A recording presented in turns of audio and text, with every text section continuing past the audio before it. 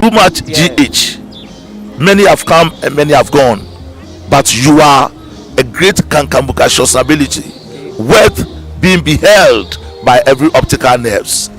That saith the papacy. Keep watching Too Much GH, and you get the best of entertainment, the best of everything you want. My name is Heward-Mills. Keep watching Too Much GH.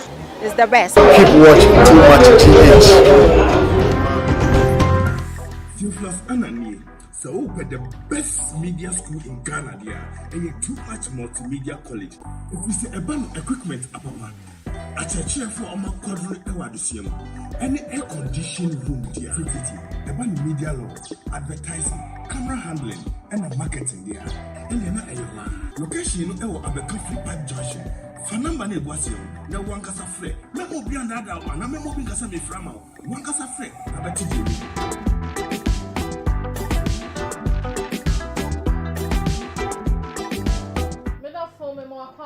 Too Much GHS song. And I pay Yame Aton Super Eguyen so Emma de Papa Bipa Achianya, that's what I see. And yet, ye Cassia Pania de Emmanuel. I think so no one so there be our share Yami Shroud. Na Yame and your Cassia say Yadi Easter ye. Na Uzika was saying, I do and meet Yamimu Juman Coso. Na assign a Yanni Bium Efa Eshemu. And then Yatsma say, na a yen Samoa. Ekochi ekwabre man na yade eba beso mo ya pense mu ne edika ne edisa ya pe ne puma sibre no ya pe ne puma sibre na me ne wo ekase ma badwafo aye ready e wo menchen wo studio ha no mo a yade enkomo eba be hihye so ne na ye nkasa ye no eye bebrebe yade nkomo e de afa eye dark Heward-Mills so for penny bishop kese pa a oda Lighthouse Chapel International no a ne baba ma afiri mu wanya mfie aduasa baako na nso papa yi akyerɛ eye gidie bi a wɔwɔ ade wonyame mu ade akyerɛ ma de nkrɔfo ntere ha bebre na nte ase se ahwokiom afom se rapture se papa yi etimi adan se gidie no adie no wonim se eye Job wo Bible mu pɛ e no timi eye bie na nso bishop aye bi amomanfo ehu se yes o Kristo ni ne ese na fata e wasa wo ye afen so ye bedi nkomo e de afa eye odifo akwasi awua eho ne nsem obeka ya Ghana fo bi se ontwe na no emfa ensen esan se ensem fata ese nyame nipa betimi abie na no akasa so bi sika de ye mfa nhwe asori ma anasa ye mfa ama won besia no eno so ye bedi hu nkomo e wa ha ya na eye mi bedwani eye Director Ben Bruce ewa hanu say sanso ena eye Bishop Bernard Prophet Bernard yeah and so ewa maintain was studio hanu mo a omo ho aye fe na ansa na ye bebo enkomo no ni adom suko na ye rewre mu no eye ya papa Bishop Dark Heward-Mills na nsemu a okan ye adanse a wodi ye ni preaching e course na ohwe amanfo nkran esanse Easter idie ade a ono no anka onni bie esanse eye Easter fiada na ne baba ma edi free mu na wasanko gina Sunday mutimi gina ne nanso preach sha amanfo nkran na ne nsemu a okan ni quotations a wo quote no eye wo a anka abetena dem anase ubetena fie bosome miensa miesie uba ansa na wakwa sorry Bible kura wunsom na wudidie mpo e de free awrade mu mayenkotie eya papa no enum asam no embra ya ba na menimi bedwafo nso no ye di nkomo e was studio ha. We know. Tell your neighbor, I'm aware of all the things you are saying. I'm aware. Number 2, we have weakness. Yes. Look at me standing here. My son is dead. Look at it. As if I don't pray. As if there's no God. As if God is angry with me for something. I just came from my crusade. Yes. I mean, look, I'm standing. Notice the scripture. As in Adam verse 22, all men die. So in Christ shall all men be made alive. So all our brethren who are gone, we are going to see them again. And I believe I'm going to see my son again. He's going to be made alive. Amen. One day. Hallelujah.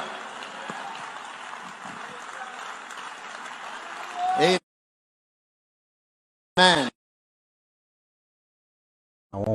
We know. Tell your neighbor, I'm aware of all the things you are saying. I'm aware. Number 2, we have weakness. Yes. Look at me standing here. My son is dead. Look at it. As if I don't pray. As if there's no God.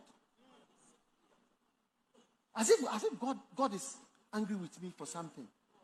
I just came from my crusade. Yes. I mean, look, I'm standing. Notice the scripture. As in Adam verse 22, all men die. So in Christ shall all men be made alive. So all our brethren who are gone, we are going to see them again. And I believe I'm going to see my son again. He's going to be made alive. Amen. One day. Hallelujah.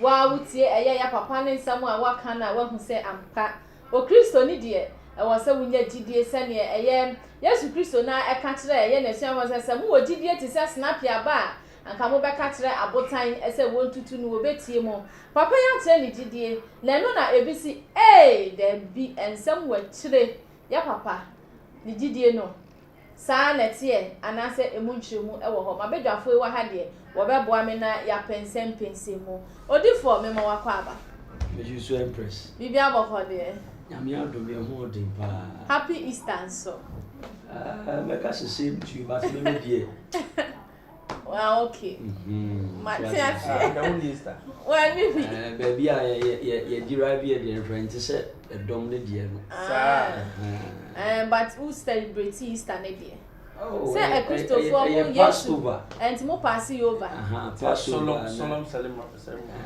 Passover right ye nyem fanka no nye wan kire se no na me bisa say wo ye ne rade kan ye wo ye mpa ye ne akonche because obi a papa wu a ye da mu adadie mu ne so ati ase asa Passover no mo ri akonche le ne papen we ase for the so the Bible no so mo ri akonche obo ma se now what memories more power yeah me there mbi abofo there aduma ye kro Easter na koye ma ekoye o de o ya anu mu binti no da me ya anu bi me Kristo ni mapa enti just so you fasting not really but just with the family edu sabri am dem feel say woni abusua mo kasa na mo hu niema akọ oni abusua ma anya fasting ni bi oh dabi obia salvation e obia na na and unye d4 no why fasting ai prophet me fa every was so aye ya papa dark Heward-Mills abra na a Christopher Passover ya Yesu Kristo ni wo da bia mo kaye na edru so one na sorry ma hihye program chenchirente na bi be hiemu e Independence Square omo mo amono ne nso e hiemu na the banners ne posters ahodo ba mountain so ne hu say yes preparation gu akwan mu a ne ba David Dr. Efri mu apapai ekoso agina ne nanso na oye asori e hye fita sene se na efata na one kind po say eyade a ne ba no agu no se na abeka afa ho na nsa na obeyi masema no mesre say ya papa quotation ogina so e preachi ye no na wakan e de ama me 1 Corinthians chapter 15 verse 22 na wayi masem no ano e de ama me 1 Corinthians chapter 15 verse 22 etifia se osi Kristo wu sori ebema wonyina asori bi osina se de wonyina wu Adam mu no senso wonyina benya enkwa Kristo mu ene no amen amen se de wonyina wu Adam mu no se de omo nso benya enkwa ewo Kristo mu ene no okay amen amen obapa mamenchia motifu echichi ni bencheye se mo be kaye a January me de adi semi frerade ho ba se oman ni mu wura fia because of your papa dam parent me de be se fridge hwe obi a owa ani okay obi a owa aso obi a owa discernment spirit obi a otali Kristo di nkomo bia nim se this year enye afia ya afi papa okay hwe afia onyankopon ono anka se sane edi Kristo esane o prapra na asori mi ye ka so prapra so ti ase enwuma bi a enye enwuma bi a eye mukade o brani nyina akọ meka se Job 21:23 Bible say obi wa nwodi mpinchi so timiwu emra ne ho to na sumudwon obi ewa nwodi mpinchi ubetimewu at any time emra ho to na wasum edwo ubetima da wie ya ho nsore wonyale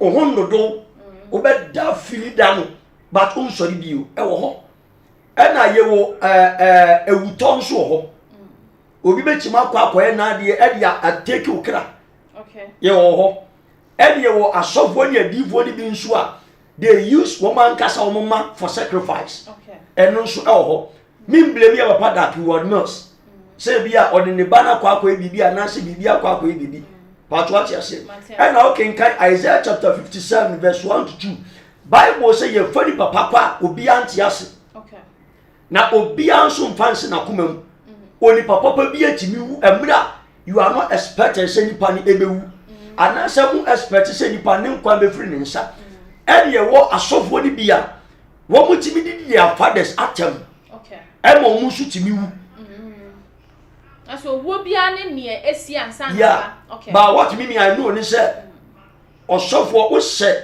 o father ase wo se papa da Heward-Mills emre bi ba ewo North Canadian na asofo bi sori tia ne didi na tem eto no mbi kasa na amani eto de sa asofo no se mu bi line so mbe fra ka kire so what I said obi a wa father ananse obi a ogina wanim esre papa everywhere wa ma no ye mu na nimtia ena mu se ye nuanu asofo ni bi a mo se ebi mu asem se o mu sase a eya o mu free se wo mo dey above any other thing because of wo no mu ye adwumaden ni nti anu bi a mo sori anu mo kasetia eno no kenkan Mark chapter 7 verse 10 eba Bible say you be kasetia na eja anane na mo obewu you will die ejini ewo ho se as a son and as a daughter a wudi panye chubetu anu nchene na betu anu nareka erade do ye erade na sam aye na sam wa nkoti na sam anye bibi biara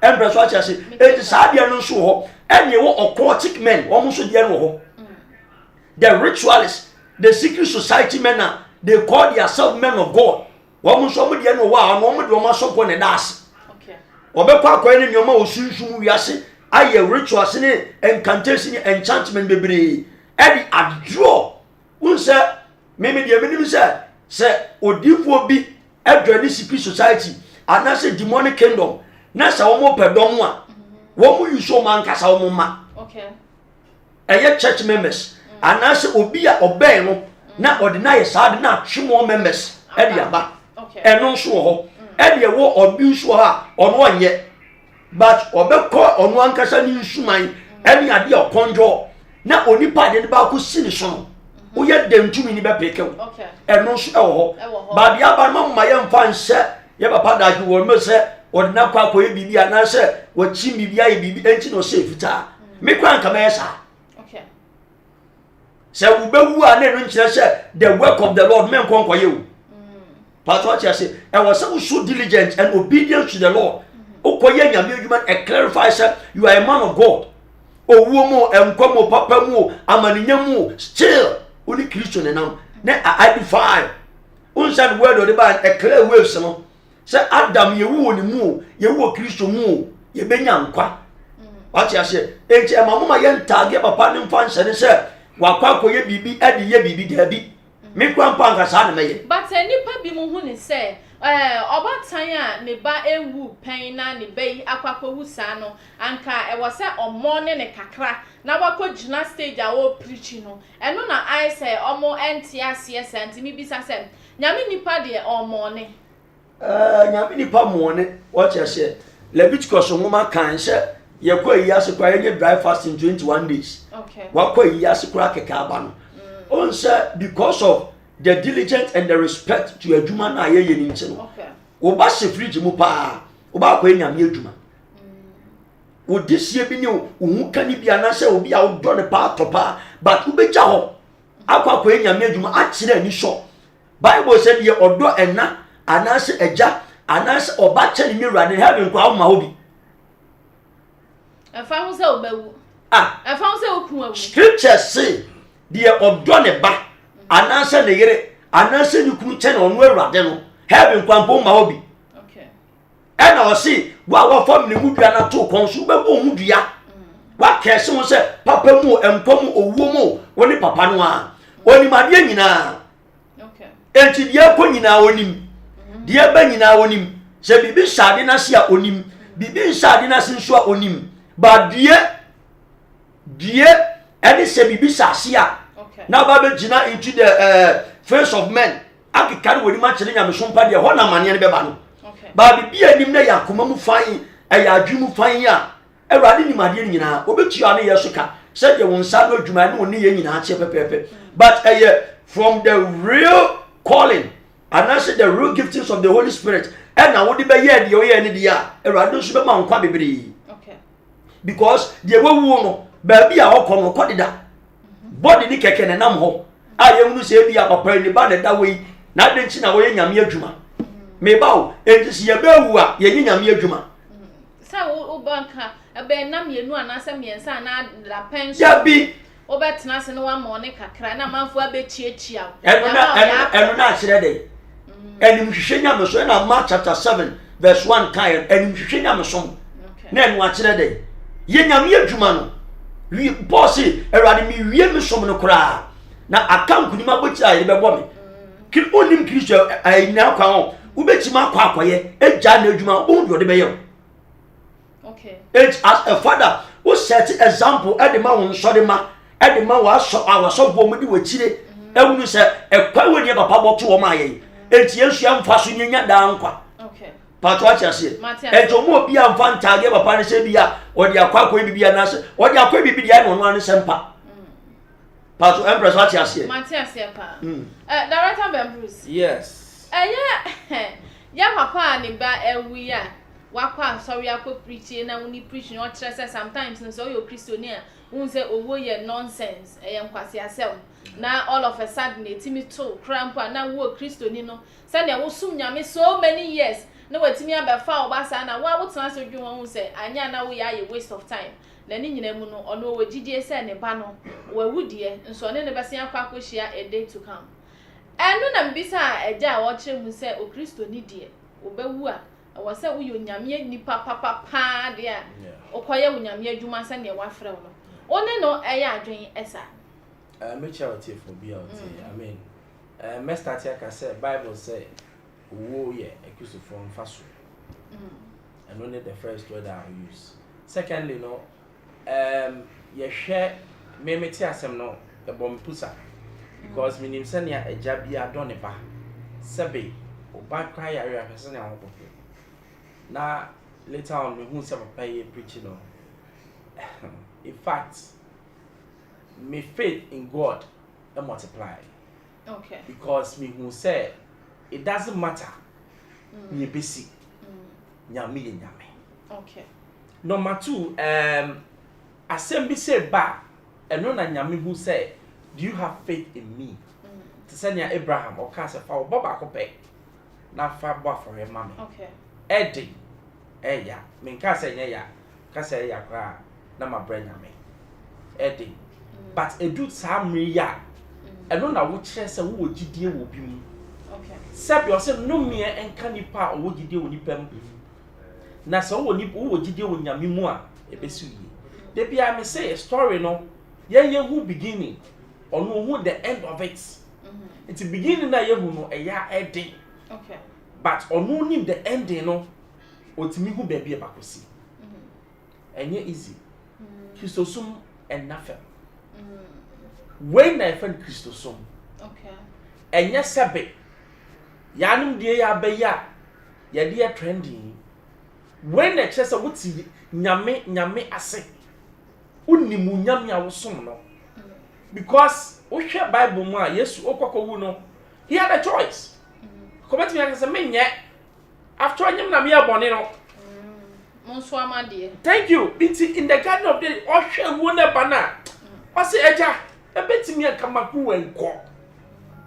But we are not saying, my penny. Nyame pena yaho. Ya nipa. I didn't bit me aka. me ya de but no ye no atu nipa bebre gidiem okay because e buy na odi mic ne to no ko ya se na sofo kan eh na sofo kwa na samba wo adwane kuri na ye de but e buy no te se na Peter no ejina adwen say mundi na se na me hwe disciples no way bi denounce Christ na ye ja wo se menye ni atwitwa obi ni ahye no ya chi obi se nche na edu sa amre na me ne ho when no be ka se me do Kristo eno na papa na che no say whatever happens onim ni nyame na nyame so be kai no eno na pesa wan ka be ye de me nim nyame ye ba nya papa o da bi you see me nya sofo but me hu nyama bebre o wiase ama me gidie wo nyame mu no ejina pintin okay papa nyo ye no e spot on na me price say enye easy obi kwati me e dan say Job was a strong man but edu baby na okase tie nyame o se aden na we nyina ba me so aden na ba me so me righteous me we aden obi kwa me say di papa nti e ba no ahu yes me bia na nyame be yi a kire ade bi o se da bi me pese me so hwe na yenim se owo ye fa so ma ye dia na akola no ne ba no se de otie no o hwe ne history kakra menim se ye kase or heaven enti eya ba Kristo mu no enye yasa abrabo na le papa kire no kwan na o kire no fa so eno na me ka se my study in history kakra he was a man also after God's heart enti menim se at this time no nyame no ni mo he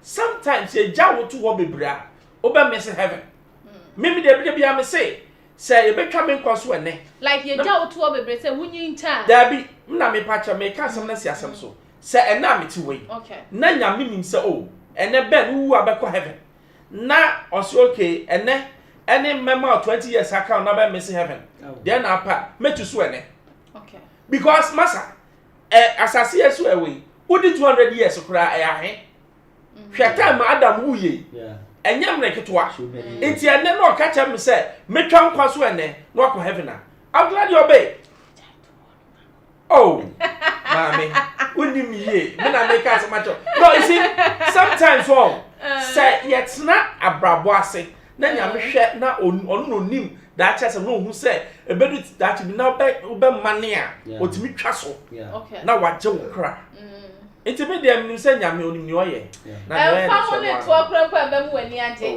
obeja ho no mako prophet ya hwe eye papa eye Heward-Mills eye ensaode bi a waje e dia tre ne members no something ya wo members wa sorry ni mu a enipa dodo na obi wo ho no mu a sorry penimpo na ne yire fremu na nu nti no ontimi nkwa sole ne ba fremu enu nti ontimi nkwa sore edie bempa na o Kristo ni esafata se wo ye abra ewuo bi a eben wo pa ato se wo ku awuo se wo yire wuo se wo bawu empress me da se me de benim se o Kristo ni papa bia na nso hwa na odin eto no okay because wo wi ase de already wo ye adwuma ma bo nsam deda wo ye ne worker wo twe do mama no ento de amane ani atete ba wo so ayede but ogidi ni a ogina mo chiri ben a o se wa wi ata so ni nyame egbo mpu ni mpu akọ destination bi awie ne so no kra no ono na sa amane we to but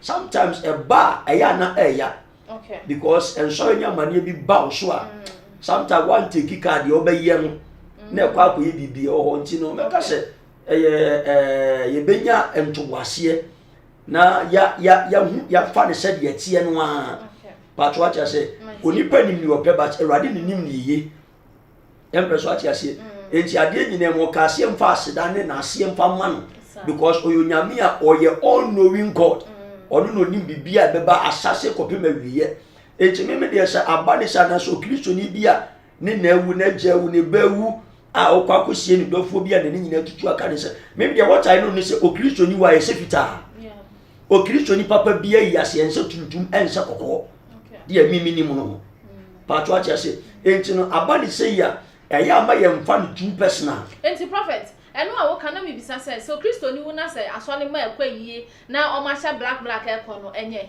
me ni de menim okay me ye prophet de menim ni say o Kristo ni bi ewu a eye nkunimdie ye sefita e wo tro kunkun no me pese me kenkan eya na be delay time kakra na unse ene no busa unse adenchi na du Saturday ye kwa yi a ye se black anase se tu kokko wa busa ho eye sim de ma ade bi ya ma me ya spiritual anyoma eye sim de ma ade bi ba ye Kristofo ye ho afade eye fita patro acha se papa mu oboni mu owuo mu enkwa mu ye de ye nyame ane patro acha se busa se emra Lazarus wu ye na Kristo ko na yi asana okọ ba bia de tum no no na atade be ne hyem mpatro acha se emra na Lazarus wu no e de atade na ese Christ ono so hye na atade onam ne ba bi ne sa ne busa se atade be ne hyem patro acha se me de menka se udofu a men se kobina na tuntuma na se brisi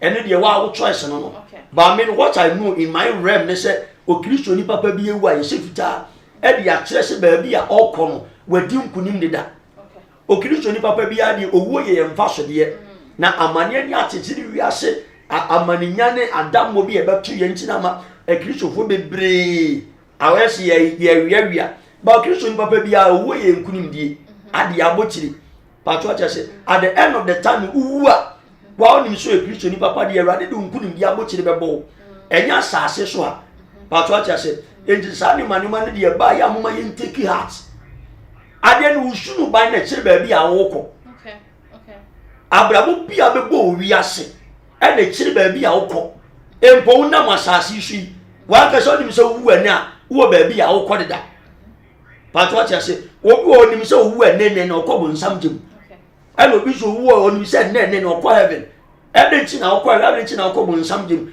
by one kasa with this wana mo abenanti asasi so woni ya wo ye ne nyoma bi a wo ezebeti nyoma bi a oda na di e kire ba bi a wu abeko obi nkira kola nyame untimi hide in the dark enya ho tse han bofo patro cha Awurade ni makomam onimu che wan kasa ho patro cha se enti ba bi oni pe wu adam onu no ni ba bi a okọ ye kase papa ibai oni ba bi a okọ de da Isaiah 14 Isaiah 28 os emra wawu nwa kan se kubo asama ndo wa se o kan ho besia oba na ehnya nsamanfo de mawo wo mo ka se enti wa na odi dage ma Heward-Mills achi no unsu atimawu ebe de wo ye nyina no de na wo ye no wo mo ye sade ni bi owu ye mba besia oba okay na Bible sa osun kata so sonson edi ti afi mo moa kabiri sɛdeɛ na wote wɔ asɔre dɛm sɛdeɛ na woyɛ nyinaa no wo so nkata so atia fi mu mmoa enti deɛ woyɛ yɛ nyinaa no wɔma mo yɛ bi ɔmo fa mu ba bɛhyia wo ba nipa last stop nyinaa no patro akyɛ se but Awurade anka sɛ bɛwu owuo mpofuru mu sɛ Isaiah 65 verse 20 ɔsɛ emu nkɔla kwa bɛnya mfirinhyia wɔ ha ansa no wawu Psalm 118 verse 15 to 18 also share owo de Awurade amfa maye na mom asotwe na Awurade atwe yen patro acha se enti no bi wo mpofrim within a twinkle of an eye pa obi wo kwa na busa kofo abetima kwa busa de this year wu all of a sudden ni yehudi etuam patro acha se ba se obi ya wonim no ye diligent anase odi nyame asam nyame adwuma ekọ kan owu a Awurade nko uto le betima bu na ten obetima jeje no ba ye wo outo bi nso wa dia bi ma adwimo ntere me emre bi won me koto Israel oil e wo shop bi m o shop ni je wagidin oye the third in command e wo Ghana me koto Israel oil e na me di wura Holy Ghost temple Asamankes ba bia apostle nim siesie mpani fo bo mpa mo jafiri so ba me du no oyo ni se mi coach mu won konko wa coach nim na de happy wo me mfimu a ba bia na oyo ni se ejibie na mi oyo ni si wona me ko altar ni nkobu ntwere e na me che won konko se mako a ba bia akoto ade no enipa ne occult mi a mebo ni ni ahyere mo enipa ne occult na enunti ɛna me beyi ade na ɛwɔ saa ɔyɛ ni bi firi mu enti ɛnkɔ bio bɛɛ 7 years mi nsi wɔda but what you say enti wo bi a obetimi di saa noma na yɛ sacrifice obetimi di ayɛ rituals ɛde apa nneɛma bi because nothing goes for nothing ɛyɛ realms of the spirit law ɛda bibi ankwa bibi ma ɛwɔ so de bibi kwa ansa na bibi aba enti ɛwɔ hɔ that face sim wɔ pa enti ne si ya nhwɛ yie ɛde wa so de bi kwa wa pa ukɔ bunsam gem straight odu na mienu wei esi asɔre de oyɛ dɛm bɛkɔ bunsam gem ade se nyame honhom ehumɔbɔ aba bejiwa fi saa asum kabi ɛnase asum kabi no ase enti ɛyɛ yize kura Enya ize kura na de comment fa comment section na say esan say na dia no one was studio ha be Bruce yeah easy enya easy but abefa na meti ase prophet Ekasa no na o make comment bi a me pese me bisa wo o say yen a Christopher nimpo no sometimes owo bi wo ho na se ba ye fie especially Christopher ya sa de ne pa o se nipa so mesi di obi ne kun no nipa so mesi de obi na aye ne sa na obehu ani akofre ne saman akobisa ne se hwan na kun wo no wa kire obi okura bon se ye kosie efun no te se young girl na young boy te se ye papa be ya wewu onye mfie aduasa ba akui na ye doctor kuni afa kura na obe start ye diskai na ya twa ne so hyew no mozo ni ye de nsekan ma meko ye de gu adaka no mu so onfa nko sa niam na ye ye no na ye sanfre ye hu a Christopher no eya na etwa ye den na be kan dia fa Bible no say vengeance is for the Lord. Okay. That's what I believe in. And Bible no ma okoma your friends and saw okobisa say we Samuel samai eno nyame twe na so eno nti no je your friend is saying ahini enu fi nti me de me hu ne sa me de se eye bibi po na esi ye na ba ne sa okay aden na winya manyame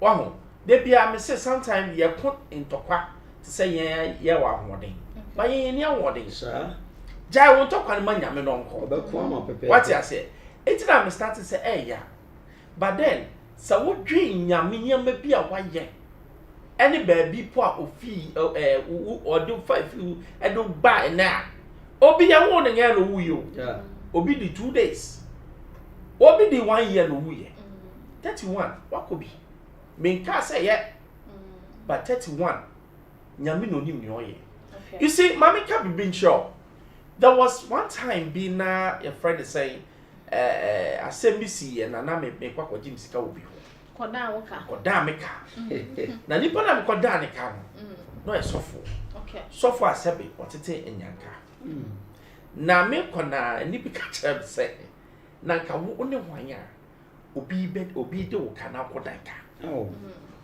no meti ase say hwe ba bia me fa wo free ye edo ba ene ai na wo so asebi wo so kwakoda ka sometimes you refi yeah enyo na abo ho to one kwajiska no oh man kwaje metane trem na mkwaje oh forget it enyo because oponkwa ho de me de man na ogina wo nyina ho enyo na abo wiase okay sometimes you person yet bibias but ade ni bi wa nyame de hintaye yeah Yesu ba say daddy ko beba me kwa minim yeah enti maye nye te say because we so for nti bibi betimi ato yeah okay eto wa senya papa de ye no ato me kasa me gina me gidiem me say eh wo so for no say na hwe sana enne me doubt say papa ne kra enne ma trust no ma hu say oya real man of God accept your kasama esa wutie ni eto no minim ni eto me anka meye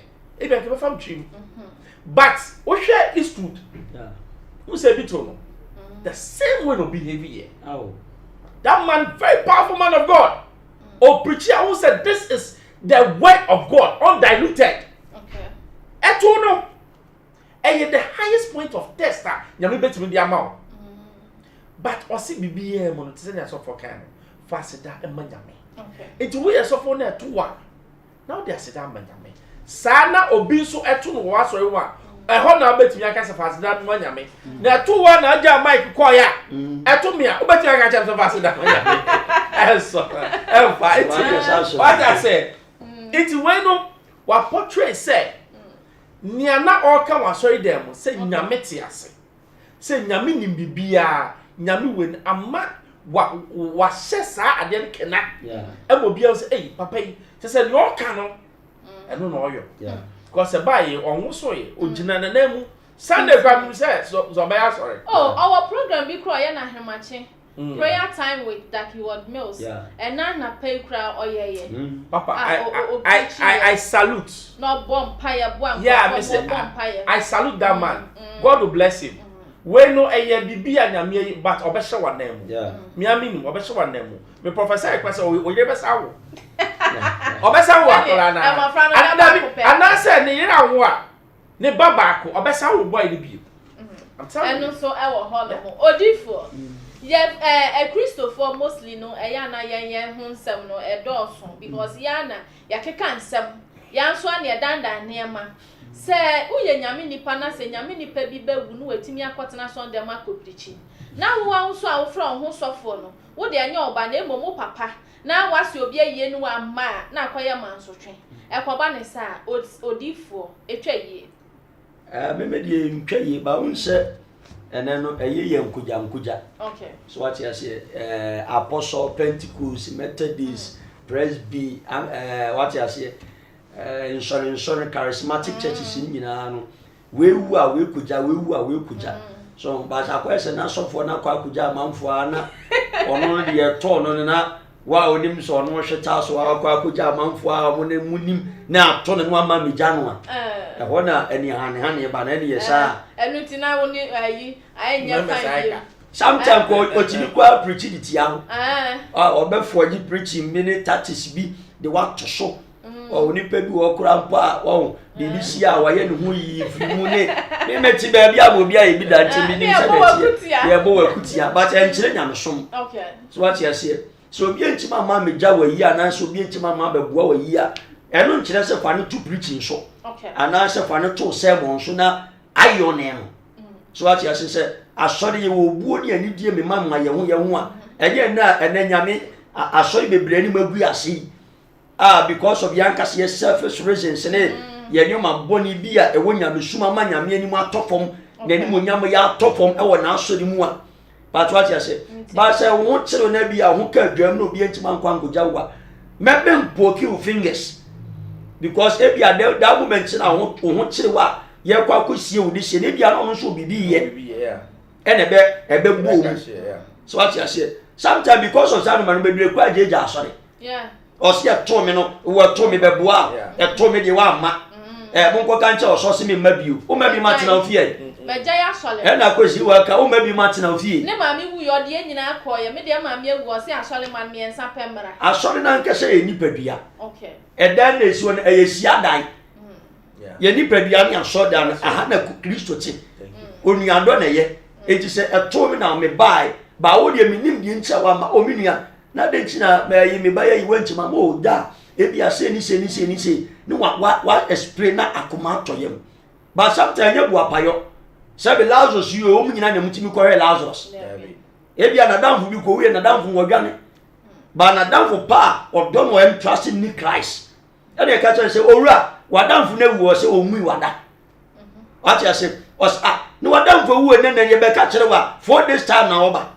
and tasu and sound good but oba em of friendly flow for man ba e man ye nsenche de kire se si wu mpa ene bi ba be so mu nyamem but what I see e ma ye mfa the true personal e mfa ntade papa Heward-Mills ene ni omanu ma bia e ba na e ka se bia enanamu because enye ni pa nyina na be do enipa nyina do wadue enipa nyina tan wadue Kristo no aka na asem ne da but what I say enchine ma yem fan tag ne se bi ode ne ba na koye bibi ana so di bibi akowura bibi de ye bibi da bi o se nyame ase o ye nyane nyame dwuma no unse ne se we nyamoa asofo bebre nyamoa nti bebre na awiawia bebre na ekro e o the foundation ba bebre nyamoa ka bebre na kwa chen that Heward-Mills.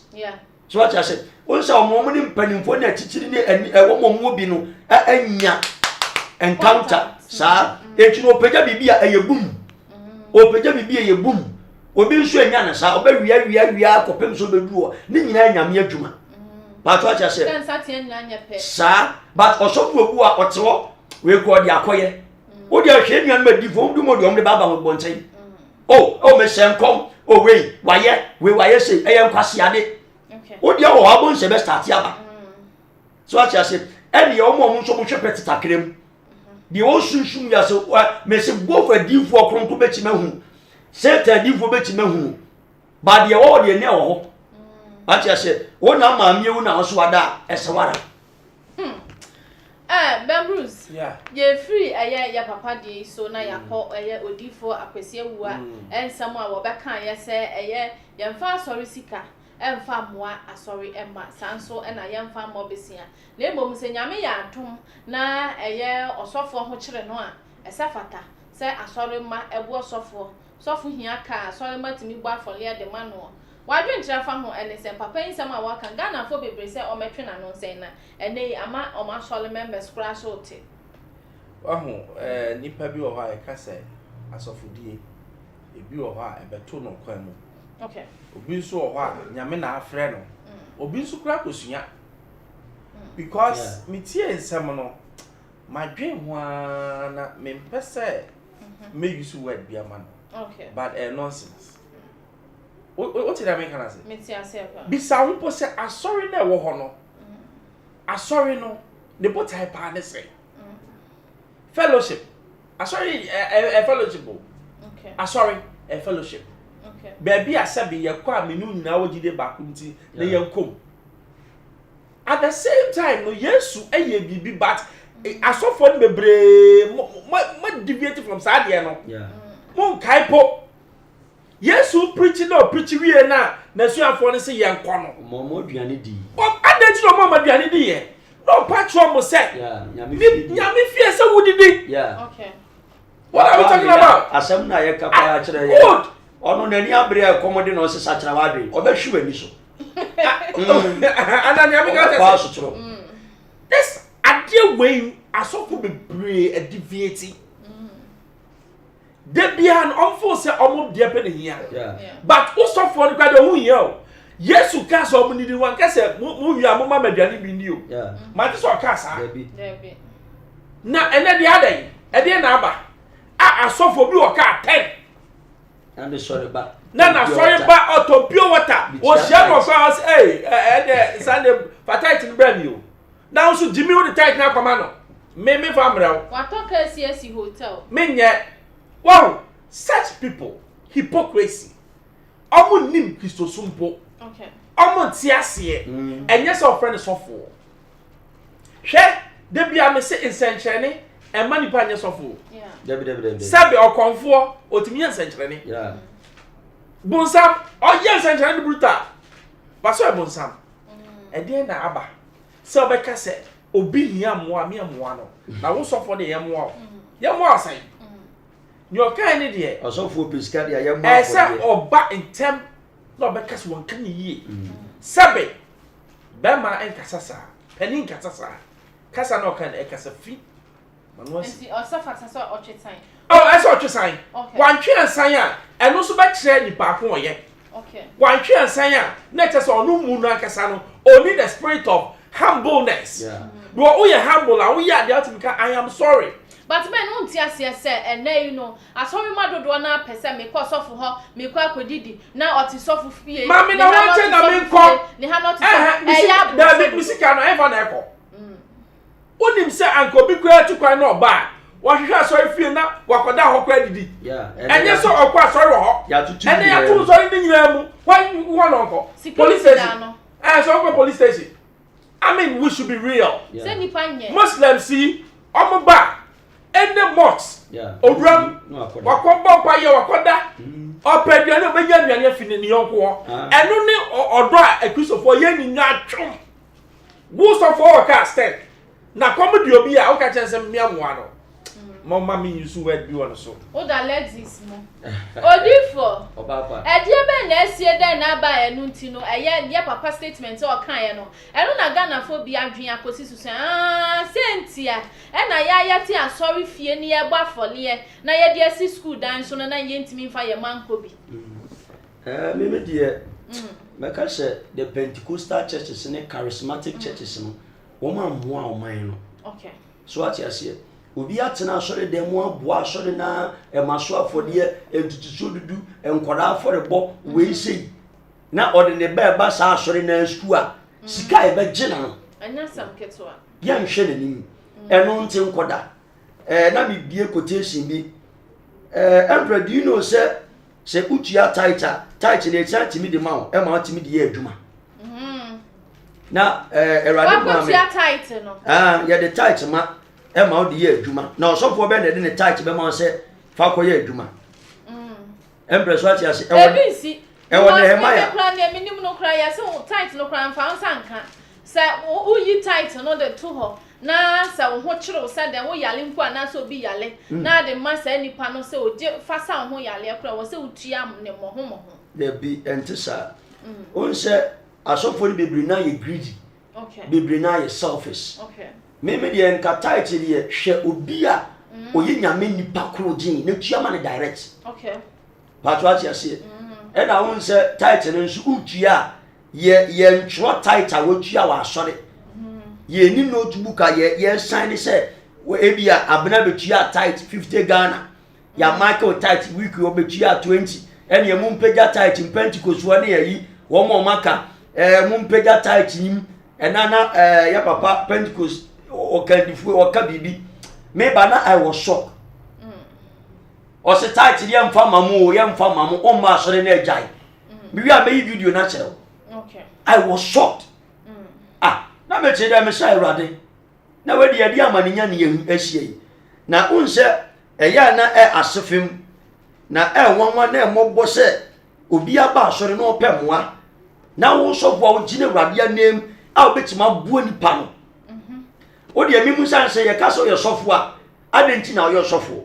okay wo wunu gina Kristo anem se enipa hwe wo so emfa wunu Kristo ni su ene ne ban okay eji se obi ekom de na oba ne nche na aka se aha menye baabi a ekom de wa ye ba anase baabi e bepe ayano aduane free a na Bible na aka say you don't know what is in the Bible what the one cast asempa ne keke okay what you say now who expect so obi mebo afode obi me support what about who so support obi okay empany force and support inside here aba go hand come sa we dware we ni we dware we enti adenti na nka wo church members untimi mfreni pa be 1000 ebia mo ni adwuma ye no ebia asor ne futuo ni ya ye nyame adwuma na abat ye pese ye support mo na mutimi ye adwuma mete sofo bi so amasore na mutua mo o ye adwuma so nyes ka so wa wetu etu di asor ye 5000 na bia se de asofo ni bi to Rolls Royce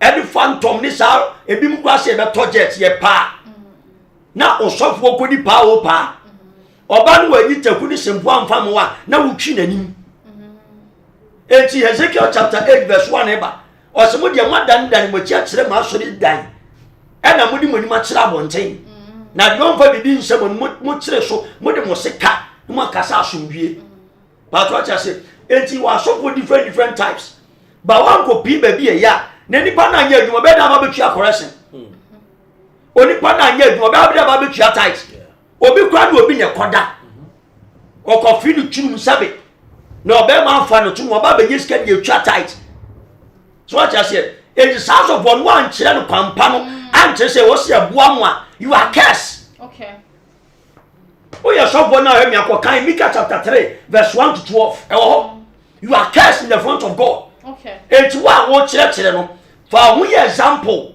e kan hu say adwuma na wo ye no you are equal to the task okay na ni ba na kom ni no aba so de o se nyame nhira wo erade nhira no aporo ne hu sika nyina o ko no nkwa dey o ko wiade okwakoda ko enu ti na ma Pentecostal churches e man be brebu adwaman ene ko the charismatic churches Presbyterian Methodist in sorry adwaman because one kwankodi no ba da ba betua correction onya bi data si e frɛ kɔrɛ ye frɛ be ye bo nyame adwuma 2 million ɔno elder ne hwɛ obi yeah sa on sɔre ono kwa be point o ye frɛ 10 million ɔhwɛ obi sa on sɔre na wo a wote wɔ ne no bu san sɛ adwuma be ne nipa ne ya ɔde 10 million brɛ ɔde 2 million bro enti ne wo bibia ɛwɔ na sase wo na wiye ba wa wo je wo so kyerɛ example as a church ɛde ne a church ɛyɛ ekua nyame ma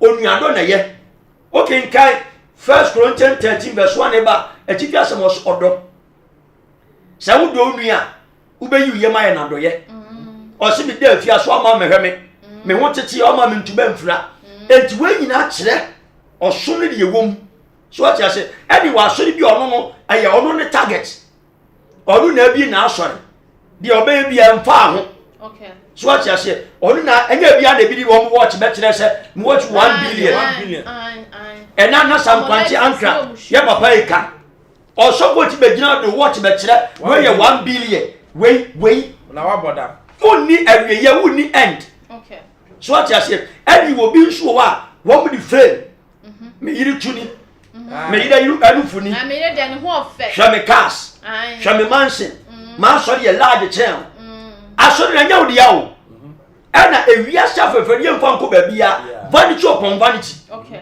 sɛ de ofu na ye mo ba ne sa na obefiri wakɔ enti we de ɛyɛ akonya keke ɛde ɛkwan bi awurade abɔ ma sɛ fa sesa afoforo de ye okay sɛ ɔsɔfo wo score discount ye de na member ba no na nansi atete se burubura now the Range Rover una pepe eda munya ntem nko na wa na nya ntem nko wa no de onko awa akonya so betima aboa abo mo akonya saso apeja wo mo no mo so asofo bebre na ti modern papa wo ya asofo 100 da 97 bebre ti modern eti modern pa one chade abachade ba ku bia minimu bre ni pa na bre na awurade apeja wo onu kwampo na ti modern che oge mansusu ni pa kwa sada so ati ase oni ba bi o odahiam eda ni nyanya mu a eso ni suban eso na brabo eso ni se de oye ne hofa but onya du ba bi a e no kire oni pa oye enti e wo ho se biere papa akosi ewu a no preach o kekenye tia de biara metere so ama so ba ne sermons we die se no se mi mo shekut e no ono o cast bebre ene awrade ya kekanya mo wo a wo ye mehye so ati ase ba unse be no ma wani mdu obi ahonyade okay ati ase Psalm 37 yaka emu wani mdu obi anya because unim kwan of asu nya yeah ena unim kwan of asu achieve osema abonto yem na obonefo de bewie ne bonenko ma wani kanra no be ma de wakoma ehwehwe encha de nti na osofo be nya ne ho tam okay minim sa asofo die na ho kire nya mane ewom because unya wo de hwe asolema no na unya mpa wo de embrem mi ba amanfo 116 ye de to Rolls Royce ye de to plane ye de to tundra na wajio kwakwanko ano meja Vodafone na no sofo bi fra mi a osofo wo de o ti too much akeke ka no ma mi amfra mu a o tema wa mna ma ya mfra ma nye enwoma ma wo a wo de tena na ka ne me kasa tia oil o se me ya oil bi me to bi 5000 ye ke o he me to bi 1000 me to bi 2000 no wa nya kasa tia unye yeda na me ka che line odome wo me o betima do me so ati ase ye da de unim ni pa no so onye ye sa unse sa un kan ko ni ho a okay un join wo league of men na they will never call you at their program because so ban ba cassette ya asende o de mpa tata hwe num masa o mekum wo business ma o kan kora sa e join wo so for business no ye enya so fudie si ya twa akra e de akwa akoma awrade bi da bi ono owu ene ye oni ma bi akọ ena onya ne nkwa ne oni ma bi ono nso kọ but sa de ni free awrade a e ma mo ye nkasa bebre sinye we ni ehunu chale odi for me that say Ben Bruce what shall I come at school what's your name so I'm at school oh dia ni aketu ani ko kase ya me pa sorry from doso yehu ni ebehu me pa ni ebehu me mama so bia o se ne be na ma sorry la ya flow ya no bi na me pe aya ya flow je tight oh me tia bi ese me tia they be like so one kwa sorry ah osofo na na say we leader ne timi free be say so tight me soft ma me de ono won shesa okay unse nipa ne tia ase a you don't have to force a person one case I wouldn't the blessing of giving all the sense I wouldn't ask for force nipa so but me wo man on any panel live extra life there me major to ya. Okay. Sorry, members sorry, a particular church, I think it's Methodist for school, Pentecost here was school, Roman for school, Sahodo, most of Romans and Presbyterian, I now Mododuana, I am the government. Emma says, Omutia, but no, I am a private need, Omutia. But Ocean members now, and what a sorry no ne omo was says, I'm sorry, the Roman and artist school. And Tinika was a young Roman collar. I will feel a wash, so you now come to my aqua school. Roman collar, so my bon. Collar no more bon, also go school. Maybe go Roman school, because finance. What bon saying? Roman for no. Tienya me say, so Roman for them. No more bon. Some what bon saying? What bon saying? Yan China dear. Baby now what crutch, what crutch kindergarten, no, adequate a ina. And so you become no nipa ma omo school or home. Emu kwata no kren do a solemn ma. Okay. Foreigners in Kwana abemu ababeshem.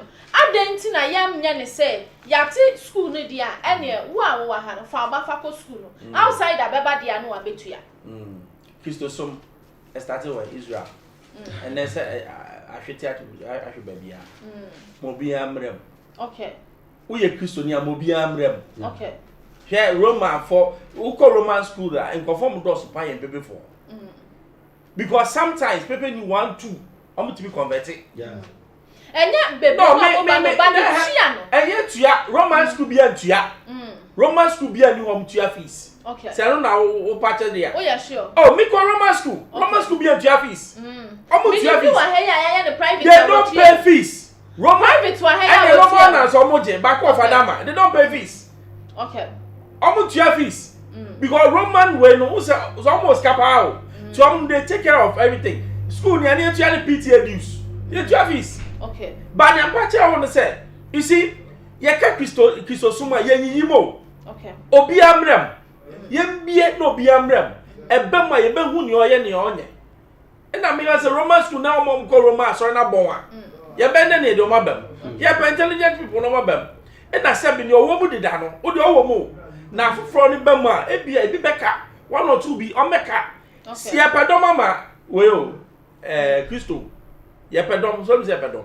Aha, nti yemie no bi amrem. Ti me de ni aka ne de ho me no nya adwen. Only me nya. Dabi, I say I'm sorry man. Say ya to school na sorry back to school self ataso to ya. Ah, na so mutu ya. The only way mutu ya universities no. You say university education na easy o. Government grant me any free. But say who can say bi omunya priority where they are fine. But then, je unim, e wi be expensive. Okay. Roman school America ya bebreye government. Obi say me de me ba airport GIS. Oko Roman. Can also anka can tell. Said no, Uko romantic for Barbara. Me na me ho. So if I want to come, I'll come. But university education, they say Pentecost University, they pay. Yeah. And rightly so. Ultimate assurance guy. Yeah. Ultimate for assurance can for in conform Pentecost IC Central University no. Bebre kwa sorrow. Foreigners now. It's who can say where that means you are trying to discriminate and yet okay. Obia level playing ground. Say who call ICG now who feel say oba or sika obeba fa ne bra. Yeah. One is sika ko pele go na fa ne ko. E won dey aban dia. Simple. Odifo. Only director Ben Bruce eya adwen efa eno ho esan say obi ti say me ma sorry am ko say Pentecost University no. Ye wo dey bi wo ha ye dey ba for ye. E dey boa eye school no. In the name of say omo dey take care of the school. The whole world baby asori ni wo bi a ye boss for we no enti ehun hia say wo kwa asori ni bi na say wo ba ebe kosa school na at least I was say yetimi e ka say onipa smesi so free ha na okura membership card e che say wo ya asori ba de ene no wa koni free na emom no so free baby foforo wo nkwa asori ni bi na free baby na ba na wo de wo safata say wo betua me de enka for me de enka obi o wa asori mu de dade enka o ji ni fees aide okay. Because asonoma boa na modi asia ayi school no e de agidi nke bi a fees ni kwa ye bi 100% na betima ma na tua bi a 20%. Okay. Said ye be ya awofo ne betimi do mo ma ba school no manya ntete na nka abontin sunye no mo di 80% na ma na ma 20% ne free shop. Okay. Oh, ba na school be ne be ye.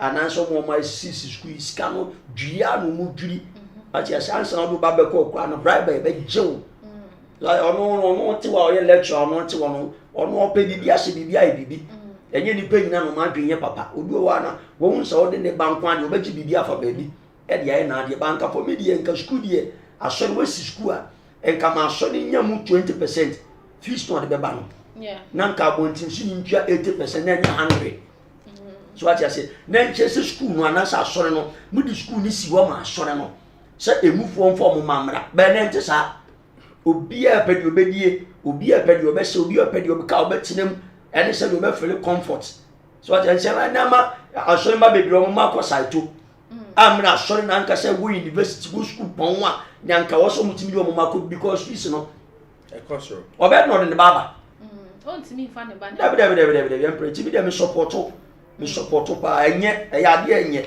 okay eyade enye kura wo se empanimfo no hwe no mo de structures gugu because me ye church member no me ba na ba gi me 100% na bo nti su be gi 100% a adenche wo se me tua ma so afode ne ntutu odudu mo ba afode a me ba be boa so ati ase enye ya DC ya brano ayebe na me last question me bisa wo yi manuria na do final words so e de atodwa ne de si e de amame eye so far odi for kwese wu a o metwe na no nsan o betwe na no san a ebeboa na solema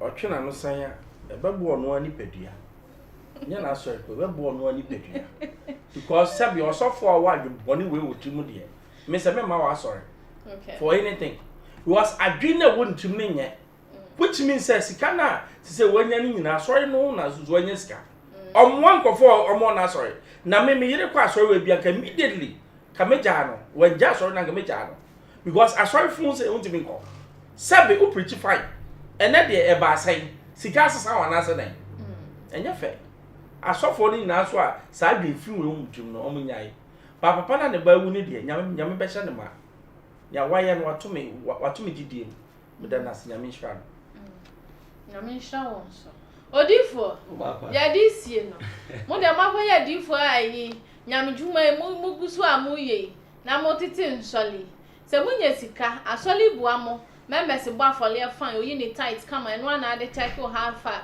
na afi bedu baby na wutimi mu asole ba na ukoto eye Lexus na utim ene watch akese na bo coat akese wafa ho setete ene iPhones ahodo ikura ha camera ahodo na asole ba ebra woda wo beda me di empress bia me ka senya me bebusaye because the odu ni pepia ye bia edi wan kasa wanamo ye bia be judge so as I say and I me dey me blame o too much once sometimes you do what e ya chede we ye ma me bia o ma show me mo ye ma me ba ko 9 ma Irene ma Akos ma Kone ene ma Vivian as I say obi wo chi obi fi say me instrument ye dia so de nyina o ma moto ma me so as I say enyi se ni pa yi bua na that wonya baby esia e de ne wo sa won so ye o sa okai na won so bua foforo me de meka se nsatie nyina anyepe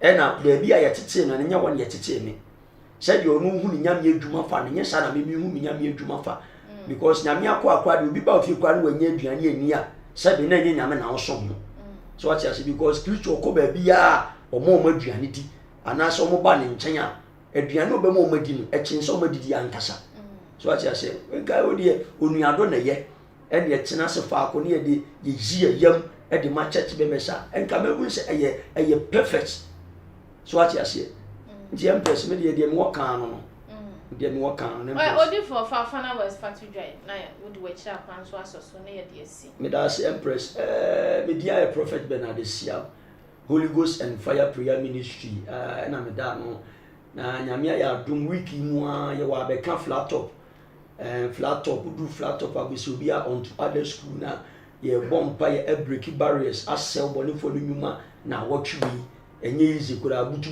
pa from yen twetwe nkomo 0249631876 0249631876 and ase 0203851633 0203851633 peace shalom bye bye Mena masopa nyami enhira mo papa ahwefo ya brano aye be enunti ya de mo AC ewa ha no mo sei na wasua de watensam so papa nyamishra sa waje bre na watimi atwen yen ye all the social media platform no eso aseda kese enkoma eya me cameraman enko bi ba ko pe afensu mi engineer and the teflon nyamishra mo so ma bom chido ma me de eya programming aba enewie ye all the social media platform no so on subscribe ye no subscribe no like no share media any Empress Ann emema nyina ka etire ba ko pe Mrs. Kwachi nyame yadoma ye besan ehia bi mo macrown Theophilus Anani, so open the best media school in Ghana there, and a too much multimedia college.